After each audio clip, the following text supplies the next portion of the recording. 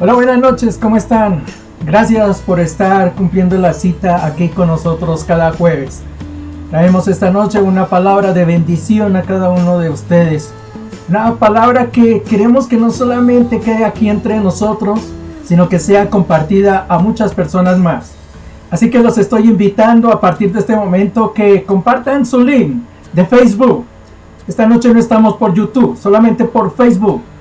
Compartan ese link a una persona que ustedes quieran bendecir, seguramente con esta palabra que traemos esta noche para cada uno de nosotros.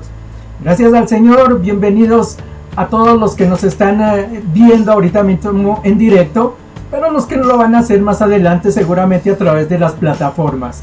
De la parte del Señor les damos muchas gracias por acompañarnos.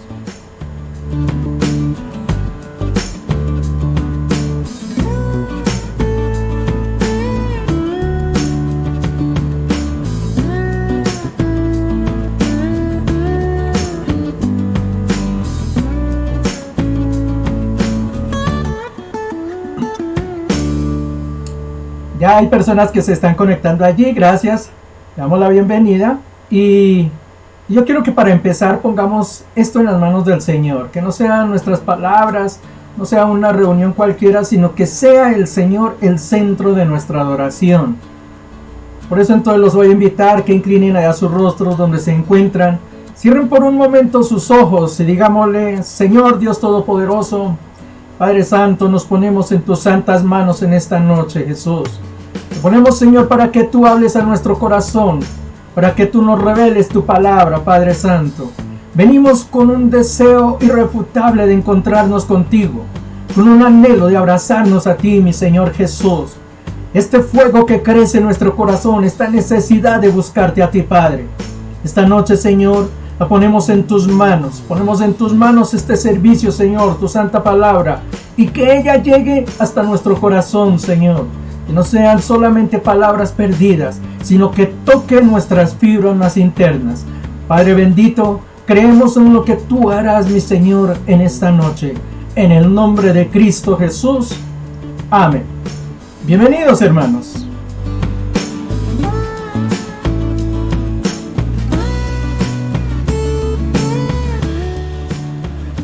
Antes de comenzar la palabra, queremos hacer una oración especial por algunas personas que nos han dicho que se encuentran enfermas, que están pasando por situaciones que no son fáciles. Vamos a orar por ellos de todos modos. Oremos por los enfermos. Oremos, Señor Padre Santo, nos ponemos en tu presencia nuevamente. Y oramos, Señor, por aquellas personas que están necesitadas de ti, Padre. Ya les consuelo, mi Señor Jesús. Tu mano sanadora sea sobre cada uno de nosotros. Guarda tu iglesia, mi Señor, guarda tu congregación, Padre Santo. Bendícenos, Señor, en una manera sobreabundante, así como grandes son tus promesas, Padre. Creemos, Señor, lo que tú harás en nuestras vidas, en nuestros corazones, en nuestra vida, Padre Santo. Gracias de antemano, Señor Jesús, porque sabemos que tú harás y la obra es tuya. En el nombre de Cristo Jesús. Amén, amén.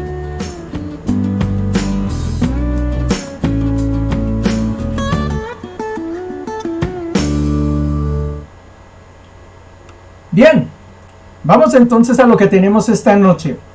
Me voy a despojar de esto, ya no los voy a necesitar por ahora. Así los voy a dejar.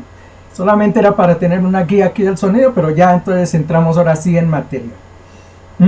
Hemos hablado del Apocalipsis últimamente, pero bastante. Hemos tenido bastantes temas acerca del Apocalipsis. Y cuando uno habla del Apocalipsis, habla es de juicios, habla de dolor, habla de guerras, habla de pandemias, habla de muerte. Una serie de cosas que a veces hasta como que asustan, ¿no? Hablar de Apocalipsis, habla uno es de tragedia completamente. Y de hecho, cuando uno está pasando o cuando alguien está pasando una mala situación, o un país o una ciudad, lo que se dice es eso, ¿no? Uy, qué apocalipsis que está pasando.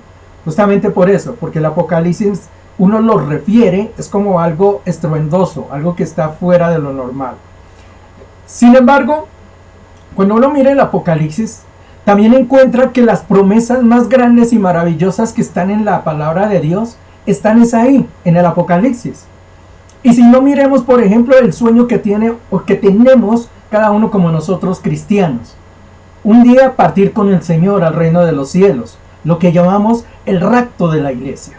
Y se menciona aquí, es donde está el evento en el cual nosotros iremos a partir con el Señor. Bueno, se menciona en otros versículos atrás de qué va a pasar, pero es aquí en el Apocalipsis donde va a pasar. Antesala a esto, a los juicios de Dios. Nos habla también de otro evento que también nosotros como cristianos adoramos, amamos, anhelamos desde el fondo de nuestro corazón, que son las bodas del Cordero. Es decir, ese momento en que nosotros nos juntaremos con nuestro Dios, con nuestro Salvador, el mismo que murió en la cruz. Nos juntaremos con Él para ser uno con Él, para siempre. No habrá más separación, no habrá más lugar para nada más. Ese día estaremos juntos, nuestro Dios, nuestro Salvador y nosotros, unidos, compartiendo la mesa, compartiendo el pan como Él lo prometió. No volvería a comer el pan y el vino, dijo, hasta que lo haga con nosotros. Ese es el evento que nosotros también esperamos.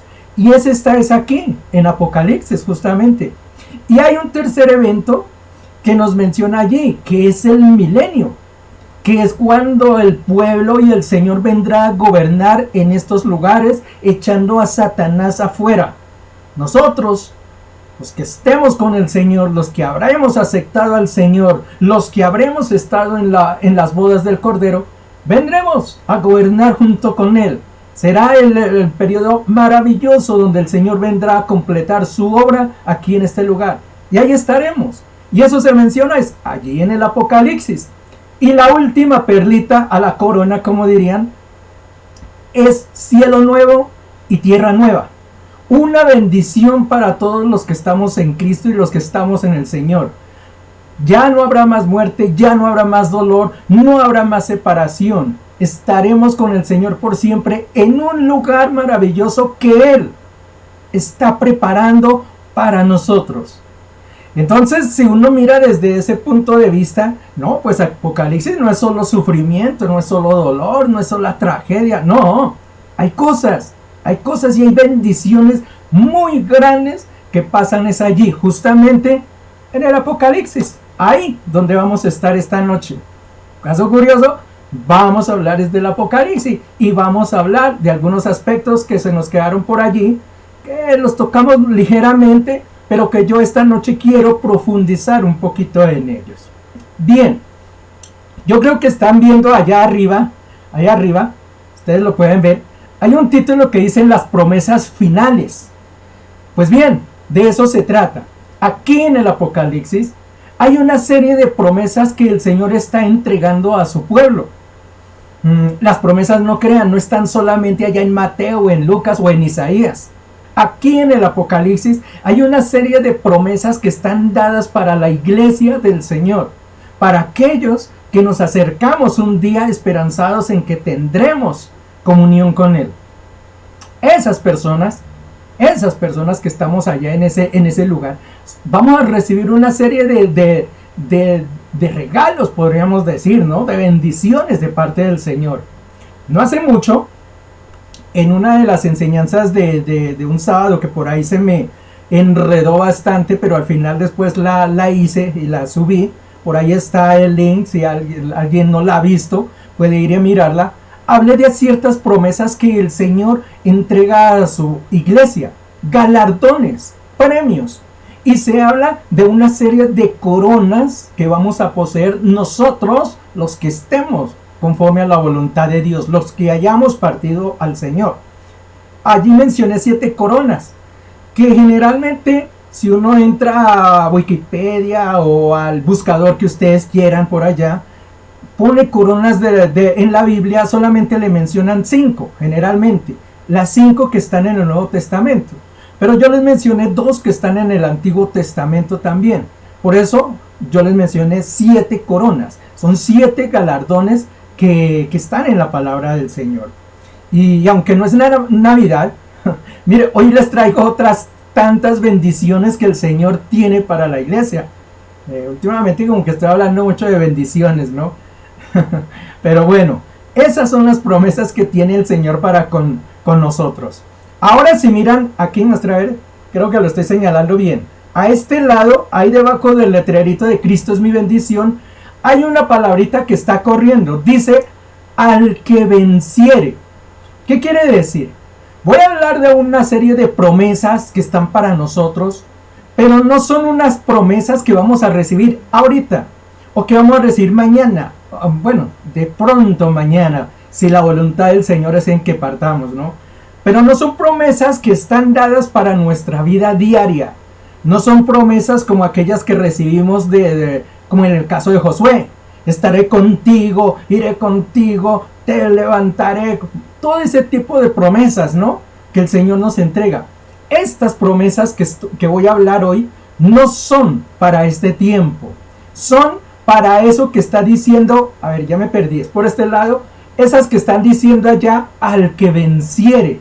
Es decir, al que llegue a una meta, a un final. Esas promesas están dadas, entonces es para quienes hayan, como dijo Pablo, coronado la carrera, hayan llegado al final. Los que hayamos, porque hay que decirlo con fe, así también díganlo usted, los que llegamos al final, los que hayamos quedado, vamos a heredar estas bendiciones de las cuales voy a hablar hoy, que están aquí en el libro de Apocalipsis. Por eso hablo, allí el título que le he puesto es promesas finales, porque son las que están ya en la parte fin, parte top, como diríamos. Ya no hay más después de eso. Son las promesas que vamos a recibir. Entonces, vamos a entrar en materia, vamos a mirar cada una de estas bendiciones que están allí. Esas bendiciones, he de decir, están atadas al mismo estudio que hicimos acerca de las iglesias. Para los que no han tenido el estudio de las iglesias, ahí están los links, pueden seguir los links, pueden conectarse y mirar que nosotros que en el programa El Faro hicimos unos estudios acerca de las iglesias. Esas iglesias, si ustedes lo recuerdan, también creo que hice un estudio acerca de las iglesias, les mostraba cómo en el principio el Señor les decía siempre, mire, ustedes están fallando en esto, están haciendo esto mal. Recordemos por ejemplo, Esmirna, creo que les decía el Señor, han dejado su primer amor. O sea, se ha muerto ese amor que ellos sentían en un comienzo, ¿no? Pero el Señor entonces allí les estaba dando una reflexión, les estaba haciendo como un llamadito de orejas a esas iglesias. Les decía, mire, ustedes tienen este error. Pero luego seguido, a renglón seguido, el Señor les decía cómo podían corregir ese error. Por ejemplo, en el caso de la primera, de allá de Esmirna, le decía, regresen a ese principio. En otra de las iglesias les decía, por ejemplo en la de Filadelfia, yo sé que son débiles, pero entonces peleen con lo que tienen, ¿no? Son poquitos, no son una fuerza mucha, pero peleen con lo que tienen. Entonces el Señor daba primero, en esa reflexión de esas iglesias, primero daba un problema que estaba pasando, pero daba una forma de salir de ellas. O sea, no es como muchas veces que uno a veces está en un problema y a veces lo viene y lo critica a alguien, pero nunca le da ni una solución ni una forma de cómo salir de allí, ¿no? El Señor no, el Señor es sabio. El Señor sabe que hay gente, en el caso de estas iglesias, que están pasando por una situación, pero les daba cómo poder remediar, les daba la salida. Hagan esto, hagan aquello. En alguna de las iglesias les decía, han permitido a Jezabel. Pues entonces hay que sacar a esa Jezabel de dentro de la iglesia. Otros que permitieron la doctrina de los Nicolaitas, entonces saquen a esos personajes de allá.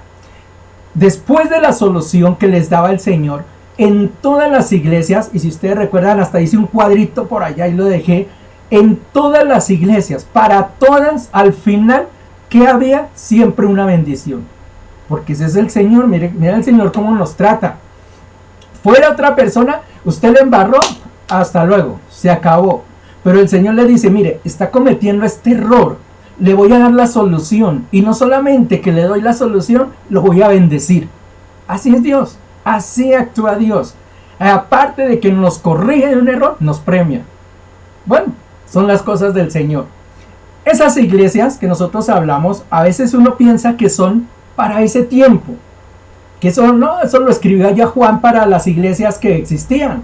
Y efectivamente, pues habían los lugares, lo vimos allá geográficamente, históricamente, vimos que esos lugares en esa época existían. Allá estaba Esmirna, Éfeso, estaba Filadelfia, todas las iglesias estaban allí en ese momento. Entonces las cartas eran escritas para ese tiempo, para esas iglesias. Pero eso no quiere decir que eso no se extendía sobre el futuro. Yo recuerdo que al final de nuestras enseñanzas allá de las iglesias en el Faro, les hice un cuadrito y les mostré que proféticamente las iglesias se han movido a través de los años, desde esa época hasta la de hoy. Hoy terminamos con la iglesia de la Odisea, es el tiempo que estamos viviendo. La iglesia tibia, la iglesia que no suspira, ¿no? Esa es la iglesia que estamos viviendo lamentablemente. Ese es un tiempo profético a través de los años. Pero yo recuerdo que les mencioné, o le mencionamos con los panelistas que estaban allí, les mencionamos que esas enseñanzas también eran aplicadas a nuestra vida. Es decir, no era solo para esas iglesias o para el tiempo de la profecía, no, para nuestra vida. Porque uno muchas veces puede tomar los mensajes de esa iglesia, los aplica a su vida y perfectamente se dan. Y si no, miremos esa primera iglesia. Yo creo que ustedes la recuerdan, que la mencioné hace un momentico, que era la iglesia de Éfeso. ¿Qué era lo que tenía Éfeso? Éfeso, esa primera iglesia, estaba enamorada de Jesucristo, conocieron la palabra, se entregaron a la palabra, pero pasado el tiempo empezaron a caer, ¿no? Como que el amor se empezó a morir y empezaron a aceptar una serie de cosas. Entonces el Señor les dice, están dejando el primer amor, pero vuelvan a ese primer amor. Ese era el mensaje a esa iglesia. Si uno lo aplica a la vida de uno perfectamente muchas veces se ve identificado con esa situación. Yo particularmente pasé por esa situación. Un tiempo me entregué al Señor, otro tiempo duré alejado completamente de la iglesia y estaba viviendo mi Éfeso. El Señor me estaba diciendo, ¿qué pasó? Dejaste el primer amor, vuelve a eso que estaba antes. Y a mucha gente le pasa eso.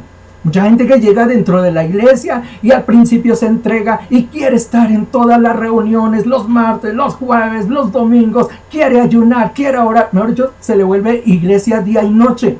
Es un amor tremendo, una llegada. Y pasado el tiempo, como que eso empieza a decaer y hay personas que de repente ya uno después ni siquiera las vuelve a ver dentro de la iglesia. Eso es dejar el primer amor. Entonces, hay que volver a esas primeras raíces. Entonces, si ustedes miran, esas iglesias, esos mensajes a esas iglesias, perfectamente se pueden aplicar a uno. Es decir, no es para unos lugares, no es para unas situaciones o para un tiempo. No, esos mensajes hay que tomarlos y aplicarlos a la vida de uno. Coger cada mensaje, cada iglesia de esa, por ejemplo, Éfeso, Esmirna, Pérgamo, Sardes, Filadelfia, la que sea. Tome ese mensaje y aplíquelo en la vida. Cada uno en su vida. Diga, muestre a ver, ¿qué situación yo estoy viviendo allí? ¿Qué situación está pasando? Algunos puede que incluso estén viviendo en la iglesia última que vimos, que es la Odisea. Algunos hoy se conectan al Facebook, el sábado ya no les preocupa, el domingo tampoco, de pronto en 15 días vuelven y se conectan, de pronto en 20 días leen un versículo de la palabra donde dice que yo estaré contigo y se alegran mucho y en un mes ya vuelven y otra vez no están. O sea, están en un mundo de tibieza, donde no es ni frío ni caliente. Entonces, si uno aplica esas situaciones a la vida, se da cuenta de que uno vive cada una de esas cosas dentro de su vida. Entonces esas palabras no son para una iglesia ya, son para tomarlas y aplicarlas a la vida de cada uno hoy. ¿Cómo me afectan esas cosas? Y viendo cómo me afectan esas cosas, me doy cuenta allí el Señor cómo me está dando una solución para salir de esos problemas. Por ejemplo, volvemos a la de Éfeso. Si dejé el primer amor, el Señor me dice, vuelve a tus raíces, ¿no? Si es la de Sardi, le dice, recuerdan que decía, acuérdate de lo que tenías. Entonces son consejos que el Señor le da a cada uno. Y después de haberlo aconsejado, pues vienen entonces, nuevamente como les digo, los premios. Ahora sí, entonces vamos a mirar que dentro de las 7 iglesias, todas terminan con una bendición. No hay ninguna que no termine con una bendición. Es decir, el Señor les dice, tienen este problema, esta es la solución, y cuando solucionen esto, ¿sabe qué va a pasar? Yo voy a bendecirlos. Eso es lo que dice la palabra de Dios. Pero esa bendición, como vuelvo y le repito lo que dice allí la palabrita que está corriendo abajo, es ¿para quién? Al que venciere. Todas las 7 promesas que vamos a ver, esas 7 todas comenzarán con el mismo argumento. Todas dirán, y al que venciere esto, y al que venciere aquello. Es decir, existe una promesa antes de poder darle la bendición. Tenemos que hacer algo antes para poder alcanzar la bendición que el Señor está prometiendo allí. Entremos entonces, ahora sí, vayamos a la primera. Y para eso vamos a ir a Apocalipsis capítulo 2, versículo 7. Y allí está el versículo, no tienen necesidad de ir a buscarlo, pero vamos a leerlo. Dice, el que tiene oídos, oye lo que el Espíritu dice a las iglesias. Presta atención, dice, al que venciere, le daré de comer del árbol de la vida, el cual está en medio del paraíso de Dios. Primera promesa para los que venzan, para los que llegamos al final, para que como los Pablos que somos, lleguemos y coronemos la carrera en primer lugar. La primera promesa es comer del árbol de la vida. Yo tengo por aquí algunos apuntes, ustedes no los ven, pero yo aquí tengo, mire, tengo una hojita donde tengo unos apuntes y voy a mirar algunos versículos porque quiero que me acompañen y podamos entender algunas cositas de las que dice allí ese pasaje. Lo primero que nos está hablando es que nos va a dar de comer el árbol de la vida. Miremos dónde se menciona el árbol de la vida y dónde está el árbol de la vida y a qué hace referencia. Para eso vayamos a Génesis. Permítame acá, yo también voy a ir con ustedes a Génesis. Génesis capítulo 2 y el versículo 7.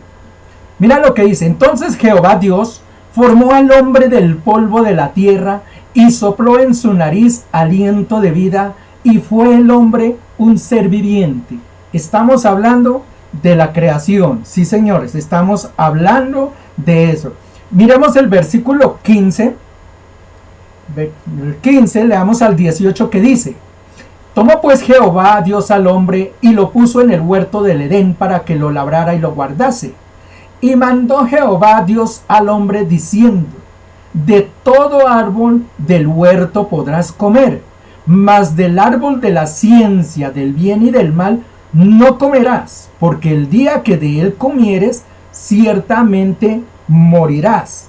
Y dijo Jehová Dios: no es bueno que el hombre esté solo, le haré ayuda idónea para él.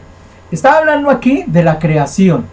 Creó Dios a Adán, creó Dios. Después dice, ahí del versículo 18 en adelante, habla de la creación de Eva. Pero entonces les da una recomendación. Mire, Dios había creado todo, creó las aves, creó las plantas, creó los animales, creó todo. Le dice al hombre, de todo lo que hay acá, lo que quieran ustedes, pueden hacer uso de ello. Pero aquí hay un árbol, dice allí que es el árbol de la ciencia del bien y del mal. Dice, de ese no van a comer. Y ya conocemos la historia. Satanás tienta a Eva, ellos comen del árbol y descubren a través de eso de que están desnudos. Ellos se dan cuenta de lo que es bueno y lo que es malo. Obviamente el Señor les llama la atención y es cuando ellos pierden la comunión con Dios. Ese árbol que estaba allí es el árbol de la ciencia. Algunos pueden pensar o pueden sospechar que es el árbol al que se está refiriendo aquí en esta promesa. Recordemos la promesa nuevamente, la que está diciendo. Dice que les dará de comer del árbol de la vida. Pues no, ese no es el árbol que supuestamente vamos a ir a volver a comer. Porque el árbol de la ciencia ya nosotros nos dimos cuenta, ya sabemos qué es bueno y qué es malo. Seguramente antes de que Adán y Eva probaran de ese alimento, ellos no sabían que era bueno. De hecho, estaban desnudos y ni siquiera se habían dado cuenta. Entonces ellos no vislumbraban qué era bueno y qué era malo. Tomaron del árbol y a partir de ese momento se dieron cuenta de qué es bueno y qué es malo. Eso nos habla un poquito de lo que es la conciencia. Porque es la conciencia la que nos da a nosotros el conocimiento cuando hacemos algo bueno y cuando hacemos algo malo. Nosotros mismos nos damos cuenta muchas veces cuando obramos mal, cuando dejamos de hacer el bien en alguna cosa. Es la misma conciencia. Yo creo que en el momento en que Adán y Eva comen del árbol de la ciencia es justamente eso. Despiertan esa conciencia y empiezan a vislumbrar qué es bueno para el hombre y qué es malo. Ese es el árbol que ellos comieron y es el conocimiento que tenemos hoy. Pero el árbol de la vida es distinto. Vayamos ahí mismo a Génesis, capítulo 3. Vamos a ver el capítulo 3. Y vayamos al versículo 21 y 22. ¿Qué dice? Y Jehová Dios hizo al hombre y a su mujer túnicas de pieles y los vistió. Y en el versículo 22 dice, y dijo Jehová Dios, he aquí el hombre es como uno de nosotros, sabiendo el bien y el mal. Es decir, ya se habían dado cuenta de que habían adquirido esa conciencia de lo que era bueno y lo que era malo. Ahora mira lo que dice después. Ahora pues, que no alarguen su mano y tomen también del árbol de la vida y coma y viva para siempre. Entonces, no es el mismo árbol del que comió Adán y Eva. Es otro árbol que está allá. Y ese sí es el árbol de la vida y de la vida eterna. Pues no sé a ciencia cierta si será un árbol real o simplemente el Señor está haciendo, digamos, un muestreo, ¿no?, de cómo puede ser esa situación. Pero imaginando que ese árbol no fue del que comió Adán y Eva. Es más, el Señor allá dice en el versículo 21, dice, el 22 dice, he aquí el hombre es como uno de nosotros. Esto es un tema que estamos hablando los martes para los que quieren conocer lo del Espíritu Santo y por qué el Señor habla aquí en plural. Dice, es como uno de nosotros, sabiendo el bien y el mal. Entonces dice que no coman el árbol de la vida porque si no vivirán para siempre. Es decir, que seguramente hay una porción, si Adán y Eva hubieran comido de ese árbol, pues no sé cómo hubiera sido entonces los juicios de Dios, hubieran cambiado, no sé, porque ya entonces no morirían, según por lo que dice allí, ¿no? Pero entonces la promesa, volviendo a las promesas, lo que nos está diciendo esa primer promesa allí en la palabra de Dios en Apocalipsis, esa primer promesa es que ese árbol del cual Adán y Eva no fueron capaces de comer, a nosotros los que hayamos vencido, el Señor nos dará de comer. Ese árbol del que nadie ha probado, seguramente el Señor nos llevará a probarlo y sabremos cuál es el árbol de la vida. Apocalipsis 2:7, la primera gran promesa que tenemos allí. Comeremos del árbol de la vida que está en medio del paraíso de Dios. Gloria al Señor. Vamos a la segunda promesa y vamos a movernos obviamente pues a la siguiente iglesia que es la que recibe esa promesa. Es Esmirna. Miremos la promesa que está allí. Apocalipsis 2:11. Dice la palabra del Señor. El que tiene oído, oiga lo que el Espíritu dice a las iglesias. Nuevamente repite, el que venciere no sufrirá daño de la segunda muerte. Bien. ¿Cuál es la segunda muerte? Porque está hablando allí que no vamos a sufrir, o el que venciere no va a sufrir daño en la segunda muerte. Pues bien, uno tiene que tener en cuenta que la muerte, hay dos tipos de muerte. Una es la muerte física y otra es la muerte espiritual. Oiga bien, muerte física y muerte espiritual. La muerte física es la que tenemos aquí en nuestro cuerpo. Este ser que nosotros tenemos y que, como dice la palabra, se volverá polvo. Cuando nuestra alma sale, el espíritu de vida que Dios nos dio sale de nuestro cuerpo, Esa es nuestra primera muerte. Y a esta muerte estamos casi llamados todos, ¿no? Y digo casi, aunque la palabra de Dios en algún punto menciona que todos debemos pasar por ese punto que es de la muerte, siempre ha surgido la duda en el caso del rapto, ¿no? Las personas que estén vivas o estemos vivas y partamos con el Señor, no sé cómo se dará ese paso de la muerte, ¿no? Pero obligatoriamente es algo en que todos debemos de pasar, la muerte. Esa muerte primera, esa muerte física que se da en nuestro ser, es la primera muerte, la que se menciona ahí de nuestro cuerpo. Esa segunda muerte es distinta. Alguna vez yo les hice un paralelo, no sé si ustedes lo recuerdan. Les mencioné que si nosotros tuviéramos la oportunidad de entrevistar a un feto, a un niño que está dentro del vientre de la madre, le preguntáramos algunas cosas, sería simpático qué respuesta nos podría dar, ¿no? Imagínense que está ya en el vientre de la madre. ¿Qué conoce ese feto? ¿O qué conoce ese niño? Pues él conoce ese mundo ahí pequeñito, conoce ese mundo acuoso y nada más. Él no necesita salir para ir a comer, él no necesita ir a trabajar para ir a comer, él no necesita ninguna de esas cosas, ¿no? Entonces si uno entrara y le preguntara, ¿y tú qué piensas de los pájaros? ¿Te gustan? Pues seguramente ese feto le diría, ¿y qué son pájaros? Porque él no conoce esa situación, él está en un mundo ausente donde no sabe qué es lo que existe afuera, nunca ha salido a mirar a ver cómo está el mundo. Entonces para él eso es distinto. Si un día le nacieran las manos y un día le nacen los pies, ¿qué podría ese feto, si tuviera una conciencia, preguntarse y decir, bueno, ¿para qué quiero esto? ¿Para qué quiero manos y para qué quiero pies? Si el mundo de él es un mundo pequeñito donde él necesita ir a caminar, ¿no? No necesita ir a ningún lado. Pero si alguien le pudiera decir, es que un día tú vas a salir de ese mundo que se llama vientre y vas a habitar en otro mundo. Y en ese otro mundo vas a necesitar esas manos y esos pies. Eso sería distinto. Quizá cuando nace esa criatura, pues obviamente va a decir, ahora sí entiendo para qué quiero manos, para qué quiero pies. ¿Sí o no? Esa es la apología más o menos de cómo sería un nacimiento. Nosotros vivimos igualmente en eso. Este mundo que nosotros vemos, este espacio que nosotros tenemos, es un vientre nada más. Pero dentro de nosotros hay un ente que está creciendo, al que tenemos que cuidar, porque ese ente un día va a nacer a otra dimensión. ¿Sabe cómo se llama eso? Alma.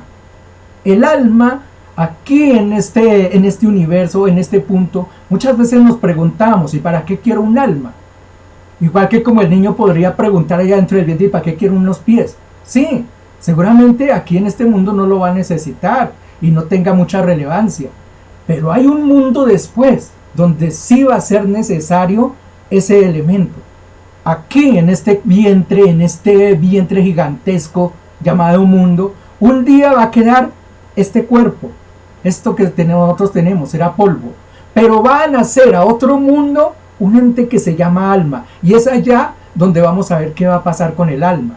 Esa alma, depende de cómo nosotros nos portemos aquí, va a tener una vida o va a tener una muerte. ¿A qué voy a este punto? Cuando me está hablando allí de la segunda muerte, es que esa alma que un día va a habitar allá junto al Señor, bueno, decir habitar entre el Señor para los que van a estar junto al Señor, pero los que no van a estar al Señor serán separados, apartados de la presencia de Dios. La muerte segunda, entonces nosotros podemos decir, es la separación eterna del alma de un hombre de la presencia de Dios. Cuando Dios y el alma jamás estarán ya en comunión. Esa es la muerte segunda, y esa es la que nos está mencionando allí el Apocalipsis. Ustedes no van a tener daño en la segunda muerte, es decir, ustedes no se van a separar nunca de Dios. Sus almas van a permanecer junto al Señor. Esa es la promesa que nosotros tenemos. Vamos a mirar algunos pasajitos, ahí los tengo. Apocalipsis capítulo 21. Apocalipsis 21. Y el versículo 8. Miren lo que dice 21:8. Pero los cobardes e incrédulos, los abominables y homicidas, los fornicarios y hechiceros, los idólatras y todos los mentirosos tendrán su parte en el lago que arde con fuego y azufre. Esto es la muerte segunda. La muerte segunda es todas aquellas personas que pecaron, que están fuera de la presencia de Dios, irán a un lugar. Es el lugar donde hay fuego, donde ella sufre, que se llama infierno, el Hades. Ese es el lugar que pertenecen. Entonces la muerte segunda son las almas que van a ir a un calvario eterno. Miremos otra porción. Apocalipsis 26. Vemos Apocalipsis 26 dice: bienaventurado el santo, el que tiene parte en la primera resurrección, ya que la segunda muerte no tiene potestad sobre estos, sino que serán sacerdotes de Dios y de Cristo y reinarán con 1000 años. Partamos esta oración de lo que dice allá. La primera resurrección, ¿de qué se trata? Justamente menciona la palabra de Dios que un día el Señor vendrá y los muertos en Cristo se levantarán primero, y los que estemos, los que hayamos quedado aquí, seremos arrebatados. Esa es la primera resurrección para esas personas que mueren, que han fallecido. Por ahí los que están sufriendo por ellas, no se preocupen, se murieron en los caminos de Dios. Esta es la promesa, que van a levantarse en la primera resurrección. Seremos levantados entonces ante el Señor, y dice que esos que seremos levantados, recogidos con el Señor, para ellos no tendrá cabida la segunda muerte. Es decir, no habrá separación con Dios, no irán al lago de Hades. Y es más, hay un premiecito ahí extra que le dice: ellos vendrán a gobernar con el Señor en lo que se llama aquí el milenio. Es decir, 1000 años gobernando con el Señor aquí en la tierra. Y en Apocalipsis 20:14, yendo unos versículos más adelantico, ahí en 20:14, dice: y la muerte y el Hades fueron lanzados al lago de fuego. Es decir, va a haber un inmenso lago que es el que se presume que es el infierno. Y dice: la muerte y el Hades. El Hades es el lugar donde habita Satanás, ¿no? Recuerden que hay pasajes más atrás, está hablando como el Señor incluso en algún momento pasó por esos lugares. La muerte y el Hades fueron lanzados al lago de fuego. Esta es la muerte segunda. Muerte segunda entonces es condenación eterna. Muerte segunda es separación de Dios por siempre. Pero la gran maravillosa promesa es que tiene el Señor a los que vencieren, a los que lleguemos hasta el final, a los que no nos demos por vencidos nunca jamás, como dice por ahí la película, retroceder nunca. A esos, dice, la segunda muerte no nos hará daño. Gloria al Señor. Segunda promesa. Tercera, vamos a la siguiente iglesia. La siguiente iglesia era Pérgamo.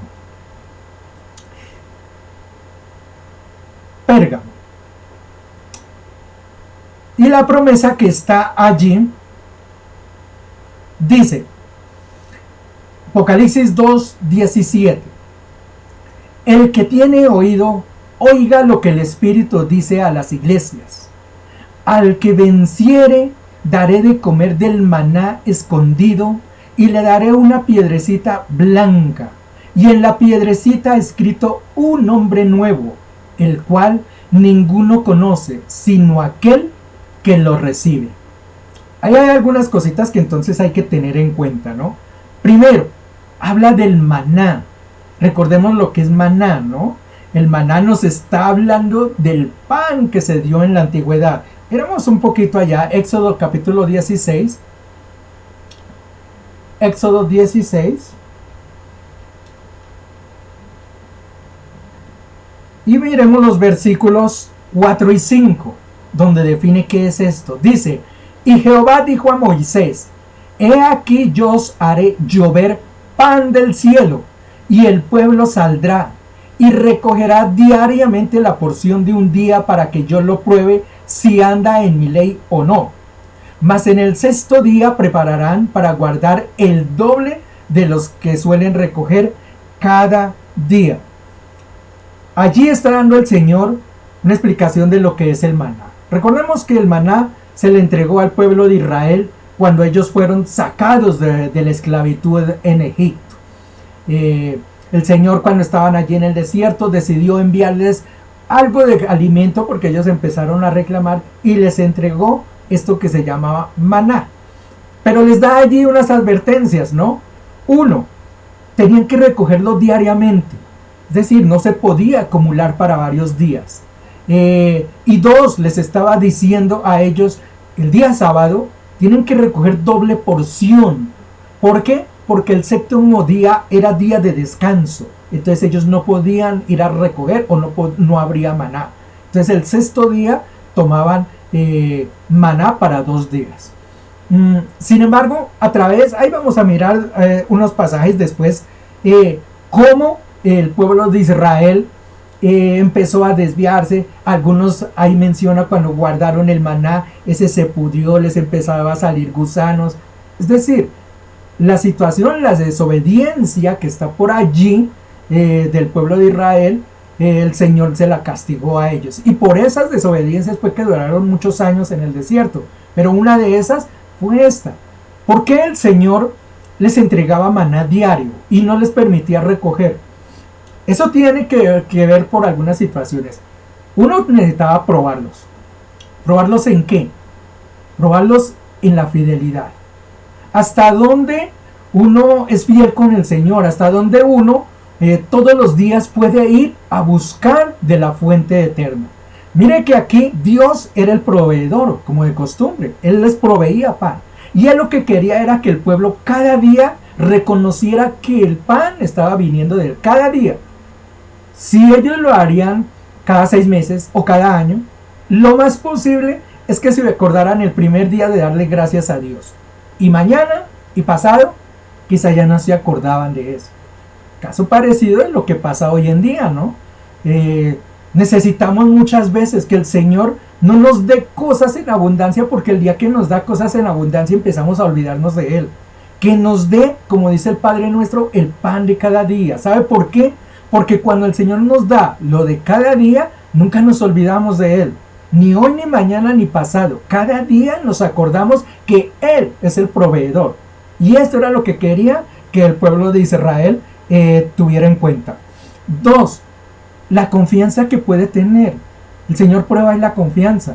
Vamos a ver si Israel tenía confianza en Dios, en que siempre les iba a proveer, ¿no? Fueron probados y dense en cuenta que nunca el Señor les falló. Y es cosa que también nos puede pasar a nosotros. Tenemos la confianza real en Dios. Sabemos que el pan diario el Señor nos lo va a entregar. Esa es la confianza que el Señor nos quiere probar. Si realmente nosotros estamos agarrados de Él o nuestra confianza está depositada en muchas otras cosas. Entonces, eso de dar el maná diario tenía una lógica de hacerlo. Y el Señor allí está mencionando como uno de los premios que va a dar maná. Pero la cosa no termina ahí. Yo quiero que vayamos a Juan, capítulo 30. Juan 30. Y quiero que... Juan, perdón, no, 30 no existe. Juan 6, perdón. Juan 6:30. Juan 6:30. Dice la palabra del Señor allí. Esto es hablando del Señor. Recuerden que el Señor, si van unos pasajitos más atrás, van a encontrar cómo el Señor le dio de comer a 5,000 personas, después caminó sobre el mar. Y después de que haya caminado sobre eso, viene esta situación que se está mencionando aquí. Dice, versículo 30. ¿Sí es versículo 30? ¿Me permiten? Sí, dice. Le dijeron entonces, ¿qué señal pues haces tú para que veamos y te creamos qué obras haces? Nuestros padres comieron el maná en el desierto, como está escrito. Pan del cielo les dio a comer. Y Jesús les dijo, de cierto os digo, ¿No os dio Moisés el pan del cielo? Mas mi Padre os da el verdadero pan del cielo, porque el pan de Dios es aquel que descendió del cielo y da la vida al mundo. Le dijeron: Señor, danos siempre de este pan. Y Jesús les dijo: Yo soy el pan de vida. El que viene a mí nunca tendrá hambre, y el que cree en mí no tendrá sed jamás. Y yo quiero que lo concatenemos con Juan 6, pero vayamos al versículo 47. Versículo 47. Ahí hay otros versitos que yo quiero que leamos. Del 47 al 51. Mira lo que dice el Señor. De cierto os digo, el que cree en mí tiene vida eterna. Yo soy el pan de vida. Vuestros padres comieron el maná en el desierto y murieron. Este es el pan que desciende del cielo, para que el que come no muera. Yo soy el pan vivo que descendió desde el cielo. Si alguno comiere de este pan, vivirá para siempre.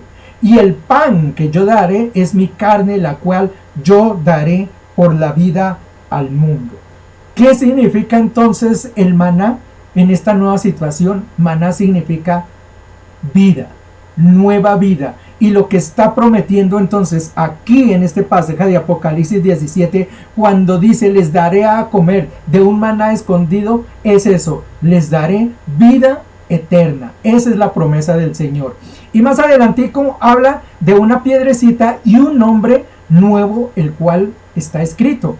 Ya hemos hablado durante muchas reuniones acerca de que los nombres dentro de la palabra del Señor no están por casualidad, ¿no? Los nombres no se dieron allí solamente porque a alguien se le ocurrió ponerle el nombre a fulano así. No, los nombres dentro de la palabra de Dios tienen un significado muy especial. Un río se llama así por determinado, una ciudad se llama así por alguna situación. Un nombre de una persona tiene un significado especial. Yo tengo aquí unos, voy a leerlos. Dice Moisés, salvado de las aguas. Abraham, padre de multitudes. Recuerden, fue la promesa que le entregó, por eso le cambia el nombre y le dice: no vas a ser Abraham, vas a ser Abraham, que significa padre de multitudes, porque esa era la promesa. El nombre estaba muy relacionado con lo que las personas son o iban a ser. Elías, el significado es: el Señor es mi Dios. Y Elías fue uno de los grandes profetas que existió en el tiempo pasado. Muchos milagros pasaron por el lado de él. El Señor lo usó como un buen profeta. Esther, ustedes recuerdan a Esther, la mujer que se levantó allí y peleó incluso con su esposo para ir a ayunar por su pueblo, ¿no? Peleó, ayunó y puso a ayunar a todo el pueblo completo. Esther significa estrella, luz, porque eso fue lo que ella representó para el pueblo de Israel en aquel momento. Luz para Israel. Ezequiel, este fue el profeta que regresó, el sacerdote que regresó a la reconstrucción del templo. Recuerden que cuando el pueblo de Israel cayó en prisión ante los babilonios, después ellos regresan a reconstruir el templo. Este Ezequiel regresó. Significa eso: Dios es fuerte. Eso significa Ezequiel. Gabriel, el ángel que le avisó a la Virgen de que iba a concebir un hijo, significaba fuerza de Dios. Isaías, mi bienestar es Dios. Y finalmente Jesús, que significa Salvador. Esa es la promesa que tenemos entonces allí para esta. Miramos la siguiente promesa entonces. Cuando nos dice allí la palabra del Señor que van a haber entonces unas promesas y que nos va a cambiar el nombre. No sé cuál nombre vamos a tener, pero seguramente vamos a tener un nombre especial, cada uno de nosotros. Miramos la siguiente porción de la palabra del Señor. Promesa número 4. Está dada a la siguiente iglesia. Apocalipsis 2, 26, 28 dice: al que venciere y guardare mis obras hasta el fin, yo le daré autoridad sobre las naciones, y las regirá con vara de hierro y serán quebradas como vaso de alfarero, como yo también la he recibido de mi Padre y le daré la estrella de la mañana. Muy bien, ¿de qué nos habla esta porción o esta palabra del Señor allí? Nos está hablando de que vamos a gobernar. Aquí nos está refiriendo, es del momento en que nosotros regresaremos aquí a la tierra a gobernar con el Señor. A ver, estoy viendo que está por allí pintándoseme un color. No sé si la transmisión me esté saliendo bien, porque se me está pintando un color. Bueno, voy a tratar de terminar, ya no me quedan sino 2 porcioncitas. Entonces miremos acá. Habla el Señor entonces en esta iglesia acerca de que vamos a gobernar con Él en el milenio. Y habla acerca de la estrella de la mañana. Allá en la parte final, si ustedes miran. Parte final habla de la estrella de la mañana. ¿De qué es estrella de mañana que nos está hablando? Yo creo que vayamos a Segunda de Pedro. Segunda de Pedro.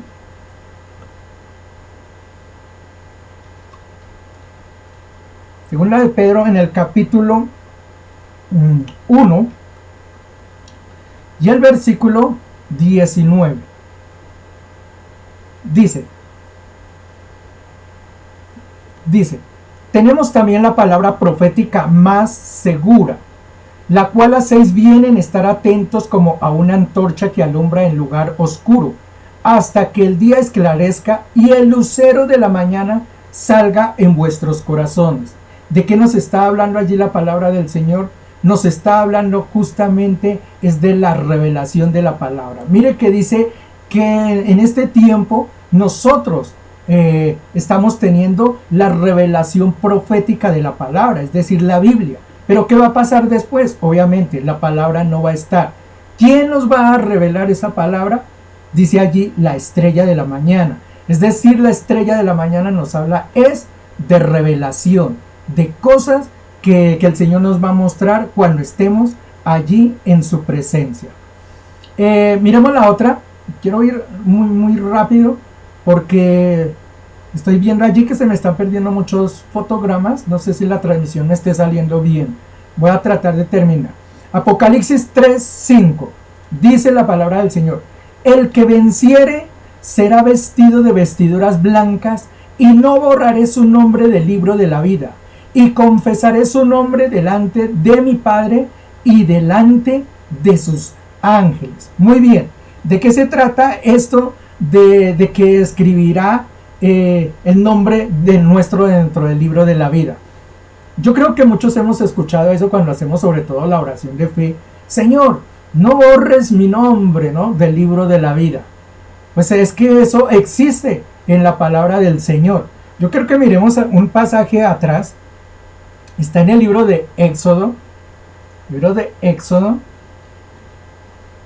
En el capítulo, ya les digo, libro del Éxodo, capítulo 32. Capítulo 32, versículo 31 y 33. La situación que se está dando allí, para que tengamos una idea de lo que está pasando: Moisés había subido al monte de Sinaí a recibir las tablas de la ley. Resulta que estando allí, el pueblo se entregó a adorar otro dios, hicieron un muñeco ahí de oro. Bueno, cuenta la historia así. Cuando Moisés baja, los encontró, claro, en ese pecado. El Señor, pues obviamente dijo que los iba a castigar. Pero entonces Moisés va a rogar ante el Señor para que no sea castigado el pueblo. Esta escena que vamos a ver aquí es justamente lo que Moisés está haciendo, intercediendo por el pueblo de Israel. Versículos 31 al 33 dice: entonces volvió Moisés a Jehová y dijo: te ruego pues, este pueblo ha cometido un gran pecado, porque se hicieron dioses de oro. Te pido que perdones ahora su pecado, y si no, ráeme ahora del libro que has escrito. Y Jehová respondió a Moisés: al que pecare contra mí, a ese yo raeré de mi libro. Entonces esto del libro es algo que está bíblico, es algo que está allí dentro de la palabra del Señor. lo que le está diciendo Moisés, le dice, perdone al pueblo, no le haga daño a él. Si quieres, bórrame, quítame de ese libro que tienes, Señor. Y el Señor le dice, no, es que eso es pero para los que están en pecado. El que esté en pecado, mire, borrado del libro de la vida. Por eso cuando nosotros nos aceptamos al Señor, nos acercamos a Él y le decimos, Señor, escribe mi nombre en el libro de la vida, es lo que está haciendo Moisés. Señor, claro, escribe mi nombre allí y no lo borres. Cuando le decimos no lo borres, no volvería a pecar. Bueno, sabemos que somos débiles, pero tenemos en quién confiar y a quién acudir cuando nosotros caemos, ¿no? Esa es la gran solución que nosotros tenemos cuando de corazón nos acercamos a Dios. Y aquí la promesa que le está entregando a esta iglesia o a esta persona o lo que sea es, no voy a borrar el libro. Si ustedes llegan hasta el fin, no voy a borrarlos del libro de la vida. Ahí estarán escritos. No los voy a quitar. Habla de las vestiduras blancas. ¿Qué son vestiduras blancas? Hablamos alguna vez. Esto se refiere a las bodas del Cordero, a la fiesta que va a tener el Cordero. Yo creo que miremos Apocalipsis 19 rápidamente. Apocalipsis 19. Apocalipsis 19. Y vamos a mirar los versículos 7 y 8, que hablan, gocémonos y alegrémonos, y démosle gloria porque han llegado las bodas del Cordero, y su esposa se ha preparado, y a ella se le ha concedido que se vista de lino fino, limpio y resplandeciente, porque el lino fino son las acciones justas de los santos. Entonces allí lo que está diciendo de las vestiduras blancas es que nos va a vestir como novia. Imagínense, el maestro, él nos va a tomar, nos va a juntar allí y nos va a vestir como novia bonita para presentarnos ante él. Es la promesa que está recibiendo allí. Nos vestirá de novia, no borrará el nombre de la vida y confesaré su nombre ante mi Padre y ante los ángeles. Miremos la siguiente promesa. Apocalipsis 3:12. Al que venciere, dice, al que venciere, yo le haré columna en el templo de mi Dios, y nunca más saldrá de allí, y escribiré sobre él el nombre de mi Dios y el nombre de la ciudad de mi Dios, la nueva Jerusalén, la cual desciende del cielo de mi Dios, y mi nombre nuevo. Qué hermosa promesa la que el Señor nos está entregando allí. ¿De qué se refiere eso de las columnas y que va a poner el nombre y demás? Mire, eso tiene una connotación en el pasado. Cuando se construyó el templo del Señor, allá los israelitas, cuando salieron ya del desierto y estaban con David y Salomón construyeron el templo de Dios. El templo de Dios, la de entrada, la parte frontal que sostenía el templo, habían dos columnas que eran principales. Esas eran las que sostenían todo. Y no solamente eso, en la parte de arriba, la parte de más alta, estaba escrito el nombre del pueblo, el nombre de ellos. Entonces, y recuerden que el templo de Dios fue hecho conforme al Señor había entregado unos planos y algunas situaciones. Pues bien, lo que nos está refiriendo aquí es que a nosotros nos va a poner como esas columnas dentro del templo. Nos va a poner allá en el lugar majestuoso y vamos a hacer soporte de todo lo que habrá. Y no solamente, por eso menciona, y pondré mi nombre en la parte alta, porque ese nombre era el que se leía desde todos los lugares. Nosotros vamos a hacer estandartes del nombre en la patria celestial. Ahí habla de la nueva Jerusalén, la que vendrá. Nosotros seremos quienes vamos a mantener ese nombre bajo nosotros, sobre nuestras cabezas, sobre nuestras frentes, dice la palabra del Señor. Eso es a lo que se refiere. Vamos a hacer columnas y el nombre de nuestro Dios va a estar allí, brillando sobre todo. Y la última promesa, yo quiero que miremos esa última promesa. ¿Es para la última iglesia o para el último comportamiento de las personas, las que se sientan identificadas en alguna situación con eso? Apocalipsis 3:2 dice, al que venciere, le daré que se siente conmigo en mi trono, así como yo he vencido y me he sentado con mi Padre en su trono. Hay que notar allí la palabra que está diciendo, porque uno puede sentir es que uno va y de pronto el Señor le dice, venga y se sienta un ratico aquí donde estoy. Y de pronto sí, le da a uno el chancecito de ir y sentarse allá y darse cuenta de eso. Pero es que esa palabra, mire que ahí no está escrito silla, ni sofá, ni cualquiera de esas cosas, sino ese trono. Uno tiene que mirar qué significa trono o qué connotación tiene trono. Yo lo escribí, si no estoy mal por aquí, sí, trono. Lo tengo escrito que dice, es el asiento oficial sobre el cual se sienta un monarca en ocasiones especiales. Es decir, trono, cuando hablamos de trono, no es solamente una silla cualquiera. Trono lo ocupa una persona que está sobre un reinado, sobre un gobierno, que está sobre todo. Y no solamente eso, sino en ocasiones especiales. Lo que significa trono, o quienes ocupan un trono, son personas que se les da el poder de gobernar, que están sobre otros. Si nosotros miramos algunas de las réplicas antiguas de los dioses, ustedes los verán siempre sentados sobre un trono, porque eso era lo que significaba o lo que ellos querían representar, que ellos estaban sobre toda la humanidad o sobre todo el pueblo o lo que fuera, ¿no?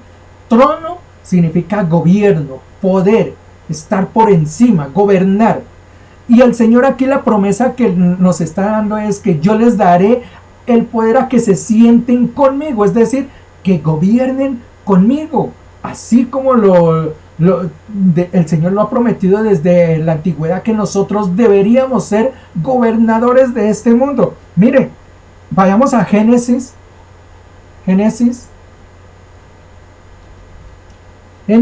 capítulo 1, vea el versículo 26 al 30, mire lo que dice allí. Dice, entonces dijo Dios, estoy hablando nuevamente de la creación, dice, entonces dijo Dios, hagamos al hombre a nuestra imagen, conforme a nuestra semejanza, y señoree en los peces del mar, en las aves de los cielos, en las bestias, en toda la tierra, y en todo animal que se arrastra sobre la tierra. Y creó Dios al hombre a su imagen, a imagen de Dios lo creó, varón y hembra los creó. Y los bendijo Dios y les dijo, fructificad y multiplicados, llenad la tierra y sojuzgadla, señoreas en los peces del mar, en las aves de los cielos, en todas las bestias que se mueven en la tierra. Y dijo Dios, he aquí os he dado toda planta que da semilla, que está sobre toda la tierra, y todo árbol en que hay fruto y que da semilla os serán para comer. Y a toda bestia de la tierra, y a todas las aves de los cielos, y a todo lo que se arrastra sobre la tierra en que hay vida, toda planta le será para comer. Y así fue. El Señor dio potestad aquí para que gobernásemos sobre toda la humanidad. Yo creo que ustedes recordarán cómo el Señor algunas veces le habló a los mares, le habló a los vientos, detenía el mar, detenía el viento, hasta la muerte, ¿no? Le decía levántate y se levantaba un muerto. Cómo el Señor tenía poder sobre toda la naturaleza. Es que ese poder, nosotros como humanos lo teníamos. Estos versículos que estamos leyendo allí, ¿qué es lo que le está diciendo a Adán y Eva? Ustedes tienen poder sobre la tierra, sojuzgarla, tienen los animales, tienen las plantas, es decir, nosotros podíamos gobernar sobre este universo.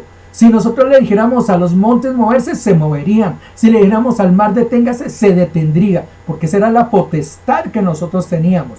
Una potestad que lamentablemente perdimos. Hoy en día, si hay una oleada grandísima y estamos en el medio del mar, porque por más que le digamos mar quieto, seguramente no nos obedece el mar, terminamos quién sabe en qué forma. Pero la promesa del Señor es que esa potestad que tuvimos al principio, que perdimos a través de Aníbal, nos la va a recompensar acá. Cuando dice el Señor que se sentarán con mi trono, es justamente eso. Ustedes van a gobernar sobre todas las cosas. Volveremos a tener potestad sobre los animales, sobre las plantas, sobre cualquier cosa, sobre la naturaleza. Volveremos a estar en el punto donde el Señor quiso que todos nosotros estuviéramos. Pero que lamentablemente con nuestra desobediencia perdimos. Y que seguramente muchos seguirán perdiendo con la desobediencia, ¿no? Pero grande es el Señor que para aquellos que aceptamos nuestro pecado, nos acercamos a Él y nos da estas maravillosas promesas. Mirémoslas nuevamente rapidito, así si las recuerdan. La primera promesa, ¿cuál era? La da al que venciere. Esa palabra hay que tenerla muy en claro. Al que venciere, al que vaya hasta el fin, al que no se rinda por nada del mundo a pesar de ninguna circunstancia. No, Señor, seguimos hasta el final. Primera promesa, comer del árbol de la vida. Segunda promesa, no tendremos parte en la muerte segunda. Es decir, jamás nos separaremos del Señor. Tercera promesa, nos dará el maná escondido que es vida eterna. Y cuarto, nos dará un hombre maravilloso con el cual nos identificaremos con el Señor. Cuarta promesa, tendremos autoridad y revelación, que es lo que nos hablaba allí. Ya no tendremos las revelaciones proféticas que tenemos hoy a través de la palabra. No, la revelación nos vendrá completa, dice el Señor. Siguiente promesa, la 5.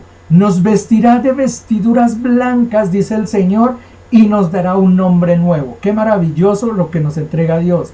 Sexta promesa, nos hará columnas en el templo del Señor y pondrá su nombre y el nombre de la Jerusalén sobre nosotros. Y la última promesa, nos dará señorío y gobierno sobre todos los lugares. Bendito sea el nombre del Señor. Bueno, hemos llegado hasta este punto. Gracias al Señor porque ustedes nos hayan acompañado, que han estado con nosotros. Esperamos que esta enseñanza les haya llegado al corazón, que las promesas no se acaban acá y no se acaban cuando moramos, no. Hay unas promesas aún para el tiempito después, para aquellos que venzamos, para que aquellos que estemos, que vayamos a la presencia del Señor. Hay todavía más bendiciones, no solamente las que tenemos aquí en la tierra, sino que hay promesas mayores y mejores, y por las que debemos pelear, por las que debemos guerrear cada día. Estas bendiciones superan cualquier bendición en la tierra. Recordemos nuestros horarios para aquellos que nos quieren acompañar. Los martes a las 7 de la noche tendremos nuestra reunión El Faro. Estamos teniendo un estudio actualmente acerca del Espíritu Santo. Esperemos nos acompañen. Los jueves 7 de la noche tendremos una reunión como la de hoy, donde tendremos un tema para dialogar, para hablar y que esperamos sea de bendición para sus vidas. Los sábados a las 8:30 tenemos un estudio bíblico. Aquellos que quieren conocer la palabra, que desean estudiar acerca de la palabra, que quieren conocer de la palabra, este estudio de los sábados a las 8:30 está perfecto. Los domingos a las 10:30 es la reunión donde todos estamos allí juntitos en familia. Tiempo de agradecimiento, tiempo de adoración al Señor. Es el tiempo que le disponemos con todo nuestro corazón al Señor. Domingos. Las oraciones, tiempo de oración, lo tenemos martes, los miércoles y los viernes. A las 9 de la mañana tendremos una hora. De 9 a 10 de la mañana. Martes, miércoles y viernes. Una horita. No está transmitida en directo, pero nosotros lo hacemos, algunos nos reunimos y si usted lo puede hacer allá desde su casa, puede apartar su lugar, pues está bien que vaya y ore. Si no lo puede hacer, pues de todos modos acompáñenos en el espíritu. Nosotros estaremos clamando también por todas las demás personas y seguramente por usted también. Y tendremos también nuestros días de ayuno. Recuerden lo que cada día una familia está encargada de nuestros ayunos. Hoy lo hizo nuestra hermana Dora, que es la que se encarga los jueves. Mañana lo estaremos haciendo aquí desde casa. El sábado Salito y nuestra hermana Lady lo hacen. Y así cada día una familia se encarga. Esto es para poner nuestras familias en la presencia de Dios. Esta es una lucha de todos y no podemos descuidarnos que el enemigo nos ataque, ¿no? Entonces hay una forma de protegernos unos con otros, que la iglesia se sostenga, porque esta no es una carrera sola, no es que uno va y pelea y ganó, no, es una pelea de todos vamos y todos algún día llegaremos a la presencia del Señor. Por eso son estas reuniones. Gloria al nombre de Jesús. Bueno, no me queda sino agradecerles, decirles muchas gracias por haber estado con nosotros. por haber tenido esta reunión y ojalá que les haya quedado algo dentro de su corazón. Tengamos la promesa del Señor, que el Señor está con nosotros hoy y siempre. Padre bendito, te damos gracias en esta noche, mi Señor. Gracias por cada una de las personas que se han conectado. Rogamos, Señor, para que estemos bajo tus santas manos, bajo tu protección. Mi bendito Señor Dios Todopoderoso, ponemos esta noche y el día de mañana para que tú seas, Señor, quien obres en nuestras vidas. Bendito Jesús, gracias por haber estado con nosotros. Dios les bendiga.